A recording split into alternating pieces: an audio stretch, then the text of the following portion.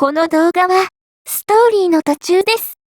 最初から見たい場合は、概要欄またはチャンネルページの再生リストからご視聴ください。なお、外国語に対応した字幕をつけておりますが、自動翻訳ですので、精度が低いことをご理解ください。それでは、本編をお楽しみください。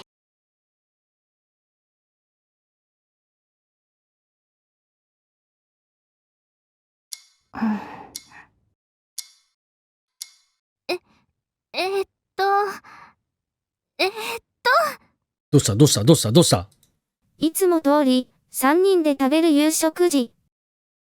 黒姫さんのことについて考えていたら、姉さんが困ったような声を上げた。どうしたの、姉さん。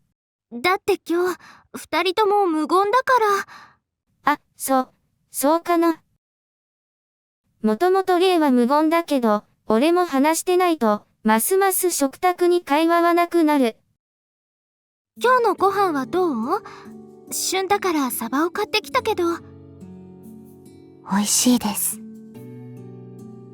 油が乗ってるから、ご飯が進むよ。わかります。たっぷりの大根おろしを乗せ、レイがサバをまた一口。よかった。でも、君は大丈夫？なんだか元気ない？いや、元気はしっかりあるよ。そうかしら。悩み事があるって顔に見えるけど。そうなんですか？さすがだ。姉さんは俺の、ほんのわずかな変化も見逃さない。悩み事ってほどでもないけど、よくわかるね。そりゃあ長い付き合いだもん。じゃあやっぱり悩んでるんだ。私はわかりませんでした。何かあるんですか？レイも興味深そうに視線を向けてきた。黒姫さんと特定できないことなら、相談してもいいのかもしれない。隠し事のある人って、どうしてするのかと思ってさ。隠し事があるの？お姉ちゃん、そんなに頼りないかな？いや、俺の話じゃなくて一般論だよ。知られたくないから隠し事をする。知られると不利益になるから隠す。だと思います。ごもっともだ。知られることで嫌な気持ちになったり傷ついたりするから隠している。合理的だ。あとは、すっごく悩んじゃってるのかも。すごく悩んでる？隠し事って知られたくないものと、知ってほしいけど怖いから隠しちゃうものってあるでしょ？知ってほしいのに隠すですか？例えばドラマとかであるじゃない。好きな人に気持ちを伝えたいけど拒絶されたり関係が壊れたりするのが怖いから言えないみたいなの。ここにいる3人全員が当てはまるな。あとあれか。女が相談を持ちかけるときはもう答えが決まっとるっていう例の伝説のあれか。そういうのも隠し事でしょ？ツンデレというやつですね。ツンデレ？いや、ツンはしてないやろ。デレてもないし。お気になさらずに。とにかくそういう隠し事って他の人から見ると隠してるってわかるよね。気づいてほしい気持ちがあるなら態度に出ることはありそうだ。これって隠し事だけど悩み事でもあると思うの。本人ではどうしようもないことだけど相談することもためらっているということか。そういうのは溜め込むより誰かと相談したり解決策を探したりして解消できたらいいよね。なるほど。隠し事であり悩み事。どうしてでしょうと俺に伝えてきたのは悩みに気づいてほしいからなんだろうか。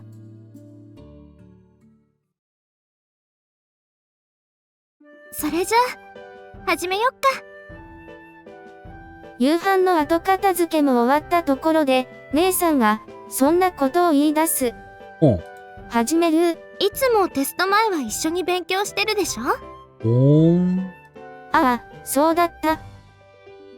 黒姫さんの悩みも気になるが、目下自分の悩みがどっしり待ち構えていた。見てあげるから、一緒に頑張ろう。いや、姉さんに教えてもらえるのは、ありがたいんだけどね。それでも勉強に積極的になれるほど、人間はできていない。そう言ってくれると思った。だが、嬉しそうな顔を見せられては、逆らう気なんて湧くはずもない。やるか。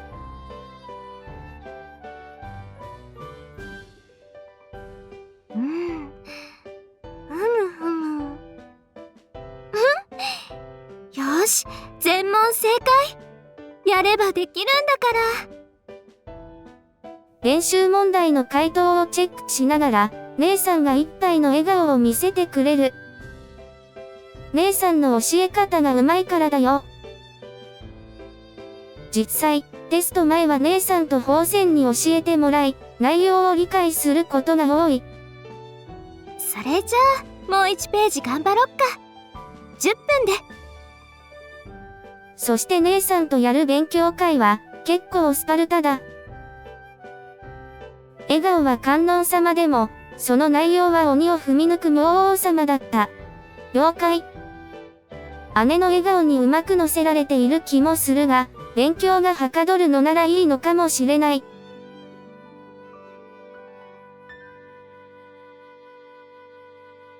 言われるままに、そのまま2時間ほど勉強を推し進めた、姉さんの視線があると、頑張ろう、という気になる。今日はこのくらいにしよっか。さすがに疲れたでしょ？ありがとうございましたわ、疲れたわ。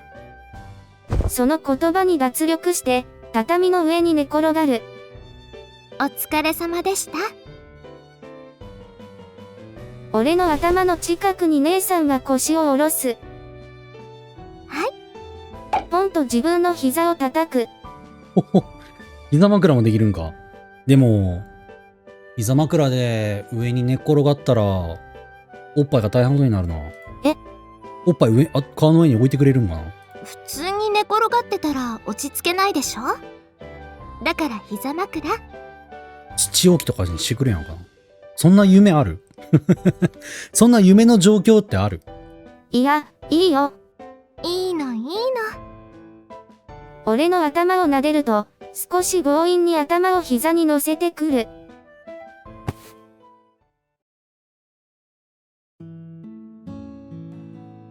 ほほほ。落ち着く。でかいなぁ。でかいなぁ。でもやっぱ男の子だしさ、主人公の、まあおじさんの頭のサイズぐらいで言うたら、多分普通に父置きになるんじゃない？ちょっと上の方に上がれば。いや、落ち着くのは俺の方じゃない。いや、落ち着かんだろ。この膝に来る重みが落ち着くの。落ち着き合いっこができるならいいよね。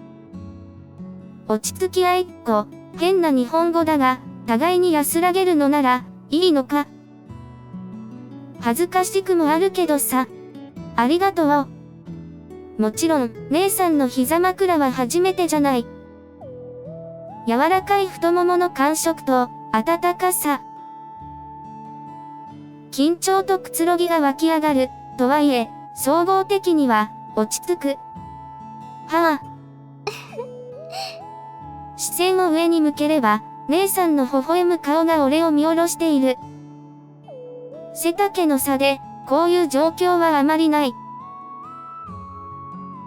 昔は姉さんの方が背が高かったからこの状況は懐かしい。だから、落ち着くのかもしれない。ついでに、耳のお掃除もしようか。何？そこまでしてもらわなくても。だーね。リスニングの問題もあるんだから耳かきしておかないと聞こえないでしょ。すごいな。あの手この手を使ってやってくるな。作詞すぎるやろ。俺の耳を軽くつまむと、中を覗いてきた。恥ずかしいな。ほら、結構溜まっちゃってる。じっとしててね。綿棒綿棒っと。あ、綿棒でやるタイプなんだ。綿棒を浅く耳に入れ、中を撫でる。え、なにこれ、ヘッドホン推奨？くすぐったいって。我慢我慢。もう少し深く入れるよ。大きいの取れそうなんだから。綿棒が耳の奥の方まで入ってくる。耳かきもいつも姉さんにしてもらっているから、くすぐったいけど、嫌な感触はない。いつもしてもらってるから。はい。こしっと。ささやかれると、自然と身体の力が抜けてしまった。お疲れ様。姉さんこそ、勉強を教えてくれてありがとう。教え子が優秀だから、こっちも楽しいよ。いい子。空いたもう片方の手で、頭を撫でてくれた。だから、困ったことがあったらいつでも話してくれていいからね。ぽつりと言った言葉に視線だけ向けると、姉さんのジボのような笑みは変わらない。秘密を持つのは当然だと思う。私だってあるもの。だけど辛い思いをするのだったら秘密にしないで。何もできないかもしれないけど、誰かに話したら楽になる。そういうこともあるから。俺が隠し事をしてるわけじゃない。でも、姉さんは心配してくれる。迷っても悩んでも、こうして支えてくれる人がいる。それが一番、俺の力になっている。わかってるさ。おや。お風呂上がった？風呂上がりの霊が、ばっちり俺たちを見る。耳に綿棒が入っているので、動けない。そんな俺たちを、霊はしげしげと眺める。なるほど。兄弟はそういうこともするんですね。しないよ。そうよ。しないよ。そういうわけじゃない。認識が違いますね。むしろ、間違った認識を霊に植え付けている気がする。兄弟を知ったばかりの霊に、俺たちは、とんでもないことを教えているのではないだろうか。そんな不安がよぎる夜だった。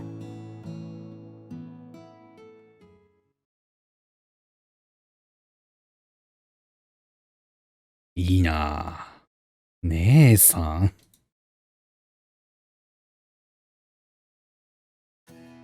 テストが近いので、授業に集中している学生が多い。はい、ここの文法は必ず出すからね、ちゃんと覚えてなさい。そんなことを言われたら、学生たちはいやおうなしに、前のめりになる。他に出るところはないんですか？淵上くん、もうちょっとオブラートに包んでようね。テスト範囲教えろって言ったようなもんやからな。教師からテスト内容を聞き出そうとする学生、ヒントを出しつつ勉強させようとする教師。そんな激しい攻防戦が繰り広げられている。黒姫さんも真剣に授業を受けていて。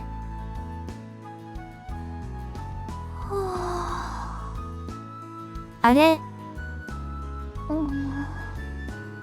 眠いのか、どことなくうとうとしている。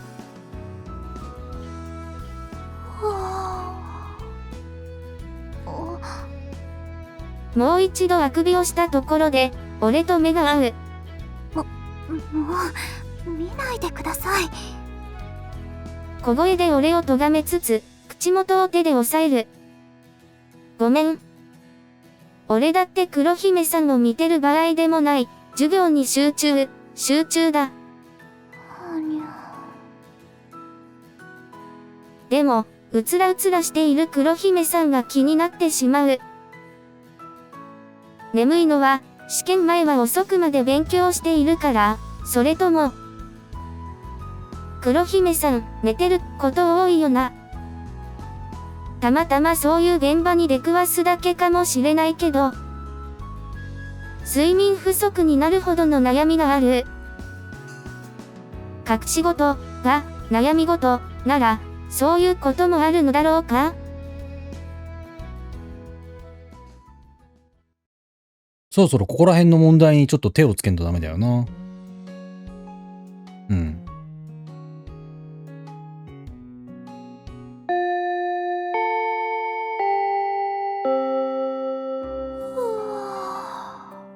昼休みになっても、黒姫さんは眠らそうだ。かなり眠らそうだね。はい。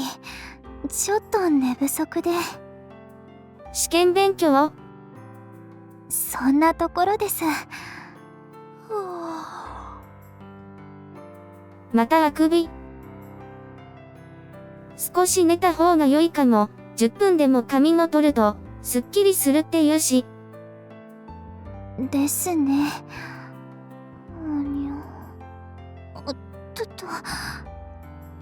船を漕ぎそうになっていたが、軽く頭を振ってごまかす。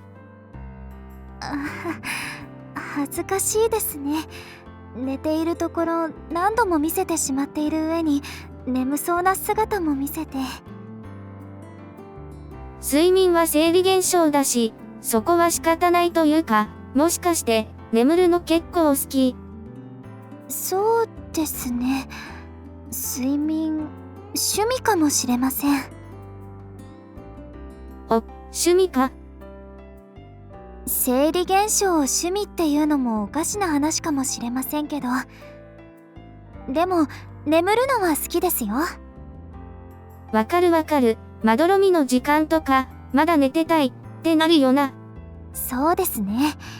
でも私はしっかり眠ってる時間の方が好きかもしれません。ああ、やっぱり身体が休まる感じがあるから？それもありますし、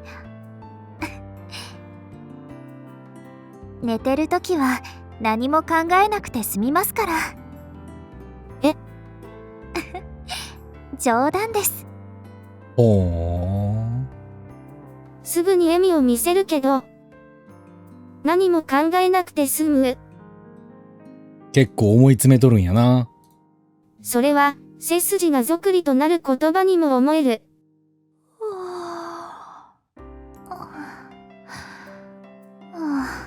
やっぱり眠いとうまく思考が働いてないみたいです。ああ、保健室へ行ったら。あまり良くないのでしょうけど。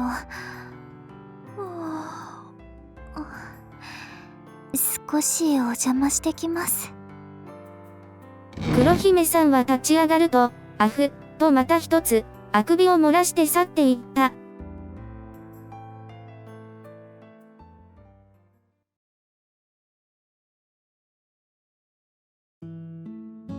今日も放課後は、教室でテスト勉強に励んでいた。それも一区切りがついたのでトイレへ向かう。トイレに行くと、集中が途切れるから、ついギリギリまで我慢しちゃうんだよな。そんなことを思いながら、ふと中庭を見れば、あれ、もしかして？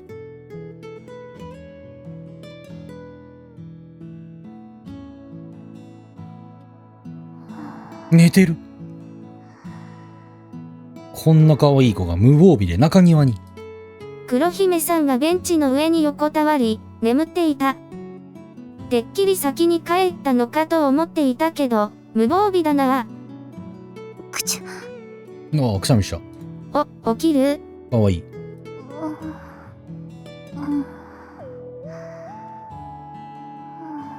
小さなくしゃみをして、また眠り続ける。まさか、すぐに目を覚ませないほど疲れている。最近は朝夕の冷え込みが厳しくなっている。上着を脱いで黒姫さんにかける。これで少しはマシだろう。俺は悩みがあると、姉さんや友人たちに聞いてもらう。勉強にしたって教えてもらっている。黒姫さんに、そういう人はいるんだろうか？引っ越してきたばかりで、慣れないことは多いはずだ。誰かと仲良くなったとしても、まだ遠慮はあるだろう。隠し事をしているとして、それが悩みだったら、それを誰にも打ち明けられないのなら、そら、辛くて疲れるよな。悩むことは、往々にして体力を使うものだから、俺に、できること。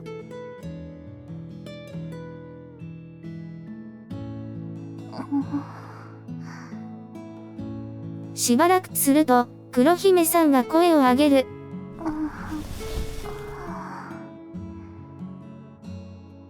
寒いのか、俺がかけた学ランをかぶり直す。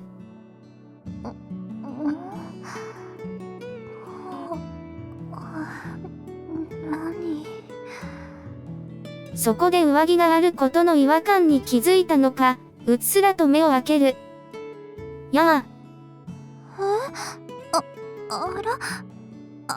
これって。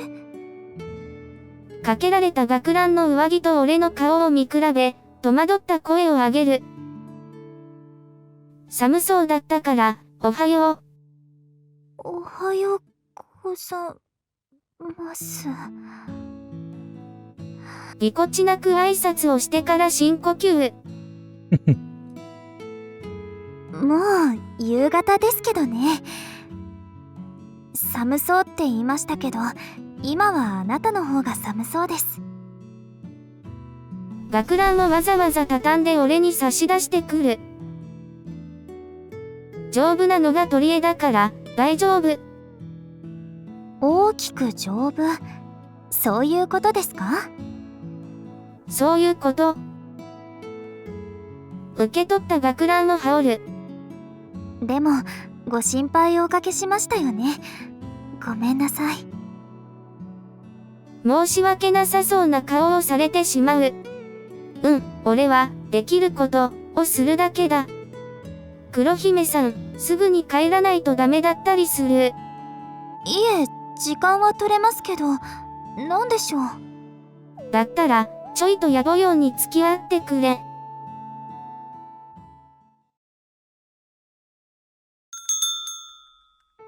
適当なところに座って。はい。おう。黒姫さんはいつも座っているカウンターの席に着く。今日は手伝いの日じゃないので、マスターに断りを入れる。そしてエプロンだけつけ、カウンターに入る。ちょっと待ってて、コーヒーを入れるから。今日はご馳走してもらう理由がありませんよ。半ば強引に連れてきたので、黒姫さんは落ち着かない様子だ。前に、菓子を一つ作ったから、それが理由じゃダメ。前？あれは。俺が、他人料理、と言い、黒姫さんがへそを曲げた、ふりをした時のこと。黒姫さんにとっては冗談の一つなんだろうけど、それを利用させてもらう。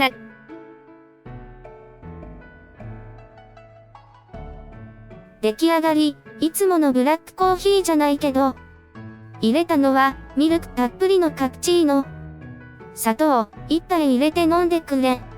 はい。受け取った黒姫さんが困ったように俺を見る。疲れた時は甘いものが一番って言うから、砂糖はそこ。私、疲れてるわけじゃありませんけど。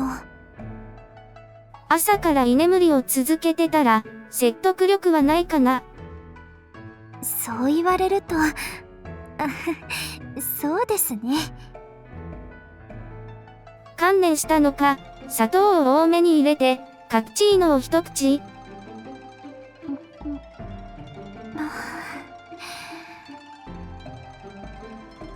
甘くて香ばしくて美味しいですね。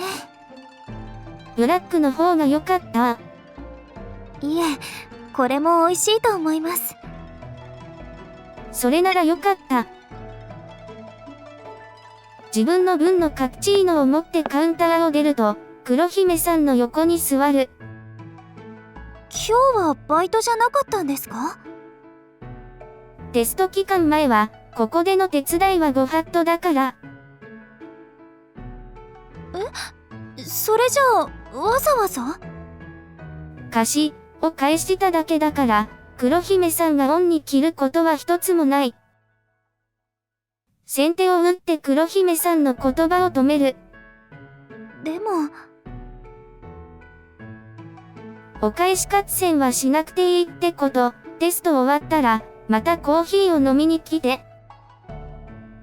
はい。小さくうなずくと、黒姫さんはそのままゆっくりとカプチーノを飲む。俺も、カプチーノを一口。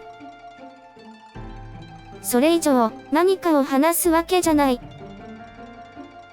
それぞれが、自分の時間を使う、出会った時の新幹線の車内と同じように。あの時は、黒姫さんが寄りかかって寝たお詫びに、コーヒーをご馳走してくれた。そのおかげで、俺たちは、他人、じゃなくなった。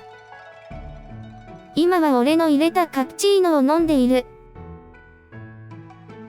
一期一会の相手ではなく、名前も知るクラスメートとして。そうだ、間違いなく、俺たちは何かが変わってる。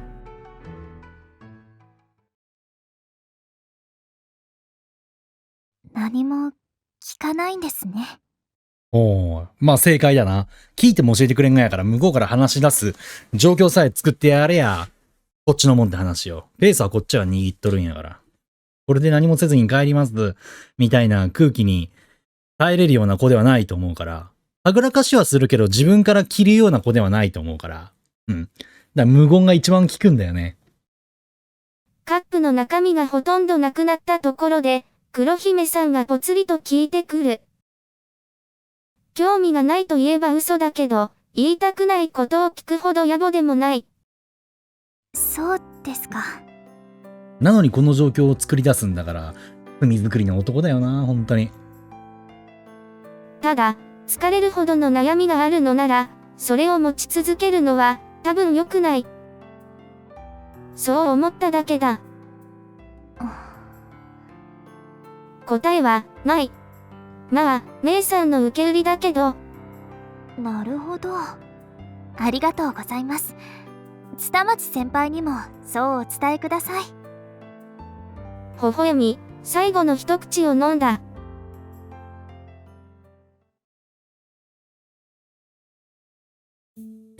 暗くなったので、駅まで黒姫さんを送っていく。すっかり暗くなるのが早くなった。本当に、気温もすぐ下がりますし。居眠りで風邪にはご用心だな。まあ、意地悪です。でも、うなずくしかありませんね。黒姫さんに特に変化はない。少しでも心が軽くなったのならいいけど。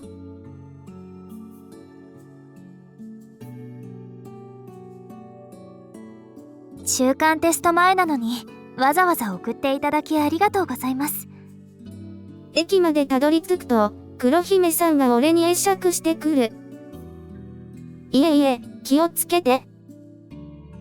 お互い、体調を崩さないようにしないといけませんね。それじゃ。何も。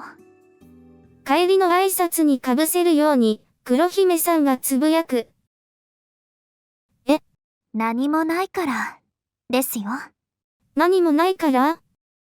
急に言われた言葉に、理解が追いつかない。ん？休んだことの理由です。うん。何もないんです。ただ、なんとなく休んで、なんとなく連絡しなかった。それだけです。微笑んだまま、天気の話でもするかのように黒姫さんが語る。